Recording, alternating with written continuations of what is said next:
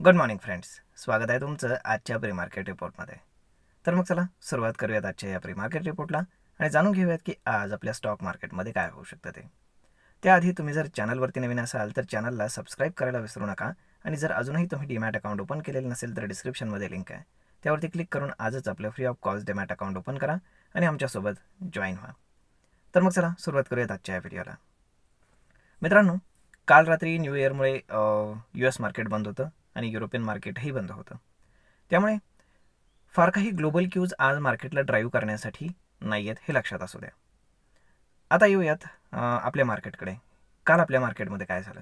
तर काल आपल्या मार्केटमध्ये एक रिकव्हरी, एक रिलीफ रॅली आपल्याला पाहायला मिळाली. तर मग आता याच्या मागचे रिझन नक्की काय आहे? तर याच्यामागे असं फार काही नेगेटिव्ह रिझन नाही आहे किंवा फार काही पॉझिटिव्ह रिझन देखील नाही आहे. परंतु काल मार्केट सुरू झालं तेव्हा मार्केट आपण काय म्हणतो की रेडमध्येच ट्रेड करत होतं. परंतु जेव्हा ऑटो सेल्स डेटा दुपारी साधारण 11च्या आसपास जेव्हा आला, त्यानंतर आपण पाहिलं की मार्केटमध्ये एक सिग्निफिकंट रिकव्हरी आपल्याला पाहायला मिळाली. म्हणजेच काय की काल ऑटो स्टॉकनं लीड केलं आणि ऑटो सेल्स डेटा हा एक्सपेक्टेशनपेक्षा चांगला आलेला आहे आणि सगळ्या ऑटो कंपन्यांचं जे काय स्टेटमेंट आहे तर ते स्टेटमेंट पॉझिटिव्ह आहे, मार्केटमध्ये डिमांड आहे असं त्यांचं म्हणणं आहे. त्यामुळे याचा इम्पॅक्ट आपल्याला मार्केटवरती काल पाहायला मिळाला. त्यानंतर जेफ्रीज जे एक फार मोठी संस्था आहे किंवा इन्स्टिट्यूशन आहे तर त्यांनी काही रिपोर्ट रिलीज केलेले आहेत. तर इन शॉर्ट सांगायचं झालं तर त्यांनी सांगितलं की आम्ही HDFC बँकला जास्त वेटेज देणार आहोत आणि त्यासाठी आम्ही बाकीचे जे काही स्टॉक्स आहेत लाईक L&T वगैरे जे काही कॅपिटल गुड्स सेक्टरमधले स्टॉक्स आहेत तर ते आम्ही सोल्ड केलेले आहेत, सेल केलेले आहेत आणि त्याच्या अगेन्स्ट आम्ही इकडे बाईंग करत आहोत.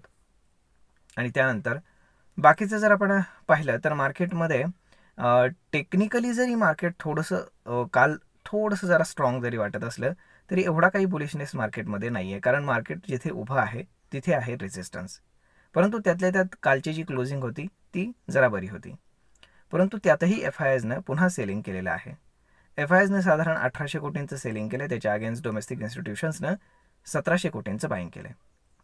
जर आपण FIIsDIचा डेटा जर आपण ऑप्शन्समध्ये पाहिला तर ऑप्शन्समध्ये जे काही FIIs आहेत तर त्यांच्या ज्या शॉर्ट पोझिशन्स आहेत त्या ऑलमोस्ट 86% आहेत, 86%.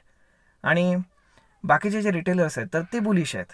ओके, त्यानंतर जे प्रोप्रायटरी ट्रेडर्स आहेत तर ते सुद्धा बेरिश मार्केटमध्ये आहेत. म्हणजे जर मार्केट नेगेटिव्हमध्ये क्लोज झालं आणि किंवा मग फ्लॅट क्लोज झालं तर मग मात्र आपण म्हणू शकतो की जे काही प्रोप्रायटरी ट्रेडर्स आणि जे FIIs आहेत तर त्यांना जास्त फायदा होईल, प्रॉफिट होईल. अदरवाईज जर मार्केट शूटअप झालं तर त्यांना लॉस होईल. म्हणजेच काय की जर शॉर्ट कवरिंग व्हायचं असेल तर ते अपसाईडलाच होईल, कारण डाऊन साईडला फार काही ओपन इंटरेस्ट नाहीच आहे. कारण डाऊन साईडला जे काही आपण काय म्हणतो की फार जास्त कॉल रायटिंग झालेलं आहे, परंतु पुट रायटिंग आहे तसं फार झालेलं नाही, कारण मार्केटमध्ये बुलिशनेस नाही आहे. त्यामुळे म्हणजेच काय की आज लक्ष ठेवावं लागेल. जर कारण आज आहे निफ्टीची एक्सपायरी, त्यामुळे जर मुवमेंट येणार असेल तर सुरुवातीला काय होईल, जसं आपण काही दिवस मागे एक्सपिरियन्स केलेला आहे तर तेही तुम्हाला सांगतो की जेव्हा मार्केट सुरू होईल तेव्हा पहिल्या अर्ध्या तासामध्ये जे स्ट्रॅडल आहे तर त्याचे प्रीमियम डाऊन होणार नाहीत, कॉल साईडचे पण नाहीत आणि पुट साईडचे पण नाहीत. मग तेव्हा एक अंदाज येईल की काहीतरी मार्केटमध्ये घडण्याची शक्यता आहे. त्यानंतर मग पूर्ण दिवसभर जेव्हा साईडचे जे प्रीमियम्स आहेत तर ते थोडे थोडे थोडे थोडे मेल्ट होतील.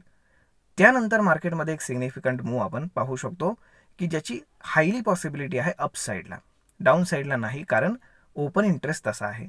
जर शॉर्ट कवरिंग व्हायचं असेल तर ते फक्त अप साईडला होऊ शकतं, कारण 86% शॉर्ट पोझिशन्स आहेत. मग त्या जर कट व्हायला लागल्या तर मार्केट शार्पली वर जाऊ शकतं. परंतु मार्केटमध्ये तेवढी स्ट्रेंथ नाही आहे, त्यामुळे आपण एवढं मोठं एक्सपेक्टेशन ठेवणं तसं थोडंसं चुकीचं आहे. परंतु मार्केट इज सुप्रीम, त्यामुळे कधीही काहीही होऊ शकतं. त्यामुळे डेटा ॲनालिसिस करणं आपल्यासाठी फार महत्त्वाचं ठरतं. त्यामुळे थोडं सावध राहून ट्रेड करा. आणि मार्केट आपण काय म्हणू शकतो की रेझिस्टन्स लेवलला आहे. आयदर मार्केटला जर वर जायचं असेल येणाऱ्या 1-2 दिवसामध्ये तर काय होईल ते तुम्हाला सांगतो. जर समजा आज जरी वर मार्केट गेलं नाही तरी आज पडणार नाही, मार्केट तिथेच स्टक होऊन राहील, हायर बायसमध्ये ट्रेड करत राहील आणि तिथेच क्लोज होईल, परंतु खाली येणार नाही. जर आज मार्केट खाली आलं तर मग मार्केटमध्ये पूर्णपणे स्ट्रेंथ नाही आहे हे आपण समजू शकतो आणि त्यामुळे अपसाईडचा प्लॅन आपण कॅन्सल करू शकतो काही काळासाठी. परंतु आज जर मार्केटमध्ये जर शॉर्ट कवरिंग आलं तर मार्केट शार्पली वर जाईल, अदरवाईज जर नाही आलं तरी तिथेच क्लोज झालं पाहिजे. तर पॉसिबिलिटी राहील उद्या शुक्रवारी की मार्केट हायर साईडला ब्रेक करू शकतं. आता ते ब्रेक करू शकतं याचं कारण काय, तर आपल्याला माहीत आहे की आता नेक्स्ट वीकपासनं म्हणजे साधारण 12-13 तारखेपासनं जे कॉर्पोरेट रिझल्ट्स आहेत तर ते यायला सुरुवात होईल. त्यानंतर 20-21 तारखेला डोनाल्ड ट्रम्प चार्ज हाती घेतील आणि ते फटाफट काही डिसिजन्स घेऊन मोकळे होतील. तर त्याचा इम्पॅक्ट आपल्याला जगावर पाहायला मिळेल. आणि 1 फेब्रुवारीला सगळ्यात मोठा इव्हेंट ते म्हणजेच बजेट, फुल साईज बजेट. त्यामुळे या सगळ्या गोष्टी मार्केटवरती इम्पॅक्ट करणार आहेत हे लक्षात असू द्या. त्यामुळे बजेट रॅली आपल्याला मार्केटमध्ये पाहायला मिळते आणि त्यामध्येच आपण जे PSU कंपनीज आहेत तर त्या कंपन्यांमध्ये देखील आपण थोडंफार बाईंग आता हळूहळू पाहायला आपल्याला मिळते. तर मग मित्रांनो, या सगळ्याचा इम्पॅक्ट पाहता, परंतु ग्लोबल मार्केट्स बंद असल्यामुळे ते आज रात्री सुरू होतील, परंतु त्यांचे फ्युचर्स जे ट्रेड करत आहेत तर ते पॉझिटिव्ह ट्रेड करत आहेत. तर एकंदर ह्या सगळ्या गोष्टींचा इम्पॅक्ट पाहता मार्केट आज एक 20 ते 30 पॉईंट गॅप डाऊन ओपन होण्याचे गिफ्ट निफ्टी इंडिकेट करत आहे. म्हणजेच काय, ऑलमोस्ट मार्केट फ्लॅट ओपन होत आहे. त्यामुळे मार्केटमध्ये आज काय म्हणजे समजा जर एखादं मुवमेंट यायचं असेल तर ते सेकंड हाफमध्ये किंवा अगदी लास्ट मुवमेंट 3 वाजता येऊ शकतं.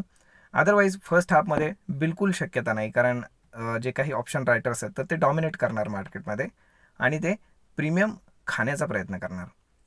त्यामुळे आज मार्केटमध्ये डोळे स्टक करून ठेवा आणि दुपारनंतर म्हणजे 2 आणि 3 सेकंड हाफमध्ये जर काही मोठी मुवमेंट झाली तर मग मात्र याचा फार चांगला फायदा आपल्याला होऊ शकतो ॲज अ ऑप्शन बायर.